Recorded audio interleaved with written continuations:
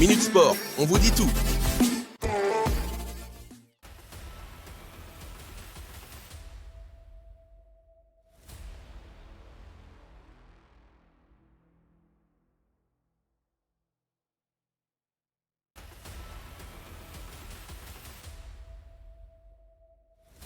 Après le succès face à Lille, l'entraîneur du PSG, Luis Enrique, a appelé à l'apaisement concernant le 8e de finale aller de Ligue des Champions contre la Real Sociedad.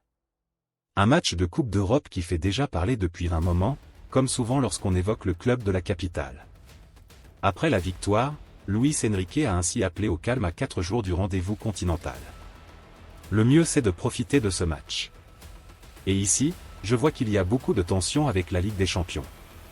Pourtant, il s'agit de la disputer et de faire la compétition en pensant que c'est magnifique. On en parle tous les jours à la télévision, depuis 15 jours. Du calme. L'équipe est préparée, les joueurs sont prêts.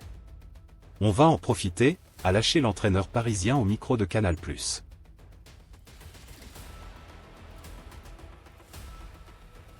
Après l'annonce de Nasser Al-Khelaifi, le président du Paris Saint-Germain, de sa décision de quitter le Parc des Princes, la mairie de Paris tente de calmer les esprits dans ce dossier. Cette déclaration intervient dans un moment particulièrement tendu, marqué par les réactions virulentes des ultras parisiens envers la maire de Paris, Anne Hidalgo, lors du match PSG-Lille. Pierre Rabadan rappelle que la décision de ne pas vendre le Parc des Princes n'est pas l'œuvre d'une seule personne mais résulte d'un vote au sein du Conseil de Paris, où la vente n'a pas été approuvée. On veut la même chose que les supporters, on veut que le PSG reste au Parc des Princes. C'est là où le club a été créé, a grandi, a fait son histoire, a indiqué le représentant de la mairie de Paris. L'adjoint chargé des sports souligne que le dialogue entre le PSG et la ville est interrompu depuis presque 2 ans, mais reste optimiste quant à la possibilité de trouver une solution qui permettrait au club de continuer à évoluer au Parc des Princes, évoquant des options telles que la rénovation, l'agrandissement et d'autres aménagements nécessaires. À Nice, Todibo évoque son avenir. Dans un climat de spéculation entourant son futur professionnel, Jean-Claire Todibo, pilier défensif de l'OGC Nice et élément convoité sur la scène internationale, a adopté une posture prudente, ne cédant ni aux sirènes de la Première Ligue ni aux promesses d'une extension de son séjour sur la Riviera française. Alors que des géants tels que Manchester United et Chelsea marquent leur territoire dans l'arène des prétendants, le quotidien anglais Mirror souligne l'intérêt soutenu pour le défenseur. Positionné au cœur d'un ballet médiatique, Jean-Claire Todibo a partagé ses réflexions lors d'une conférence de presse, précédant le derby de Ligue 1 contre l'AS Monaco. Malgré les rumeurs persistantes d'un transfert lors du mercato hivernal, il est resté l'un des hommes forts de l'effectif niçois, contribuant à la solide campagne 2023 à 2024 de l'équipe dirigée par Francesco Farioli, actuellement 2e du classement derrière le Paris Saint-Germain. Face aux questions insistantes sur son avenir, Jean-Claire Todibo a choisi de naviguer avec prudence, affirmant son attachement à l'instant présent tout en laissant entrevoir l'éventualité d'un départ. Je suis à Nice et je m'y-sens très bien, on verra ce qu'il se passe cet été, même si on n'y est pas encore. Je préfère ne pas m'avancer, je n'aime pas donner de faux espoirs, j'annoncerai ma décision le moment venu, a-t-il déclaré, soulignant son désir de ne pas s'avancer trop tôt ni de nourrir des attentes prématurées. L'international français, doté de 2 sélections sous le maillot des Bleus, reste focalisé sur ses objectifs avec Nice, conscient des enjeux à venir et de l'importance de laisser une empreinte durable au club.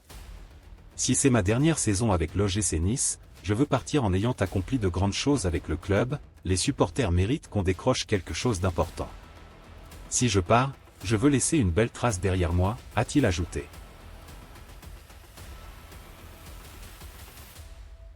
À Madrid, Rodrigo, l'ailier droit du Real Madrid, s'est clairement positionné en faveur de l'arrivée de Kylian Mbappé au sein de la capitale espagnole. À l'issue d'une rencontre où le Real Madrid, malgré l'absence de plusieurs piliers, a démontré sa supériorité écrasante face à Gérone par un 4-0 sans appel, ce samedi soir, le Brésilien s'est laissé aller à des confidences qui ne manqueront pas d'alimenter les spéculations. J'adorerais que Mbappé vienne. Je veux toujours jouer avec les meilleurs joueurs et il est l'un des meilleurs au monde. J'adorerais, mais je ne peux pas trop parler de lui. C'est un joueur du PSG et je dois respecter ça, a confié l'attaquant de la formation espagnole dans des propos rapportés par le quotidien AS. La défaite du Bayern Munich contre le Bayer Leverkusen, 3-0 en Bundesliga a suscité une réaction vive et sans détour de Thomas Müller, figure emblématique du club bavarois. Le choc, attendu comme un sommet de la Bundesliga, a viré au désavantage des visiteurs, mettant en lumière les lacunes tactiques et l'absence d'engagement physique qui ont caractérisé la prestation des Munichois. Thomas Müller, entré en jeu dans l'heure de jeu, n'a pas mâché ses mots au micro de Sky Sport, déclarant que l'équipe manquait de combativité, reprenant l'expression crue mais évocatrice d'Oliver Kahn sur la nécessité d'avoir « des noisettes ». Cette critique acerbe reflète non seulement la frustration du joueur face à la performance de son équipe mais aussi un appel à un sursaut d'orgueil et à une plus grande liberté dans le jeu. Le constat de Thomas Müller est sans appel. Le Bayern Munich s'est enfermé dans un schéma de jeu trop prévisible et contraint, sans l'énergie ni la créativité nécessaires pour déstabiliser une équipe du Bayer Leverkusen bien organisée et efficace. Les statistiques du match, avec un net désavantage en termes de tirs cadrés pour la formation bavaroise, confirment l'analyse du joueur sur le manque d'efficacité et d'inspiration offensive de son équipe.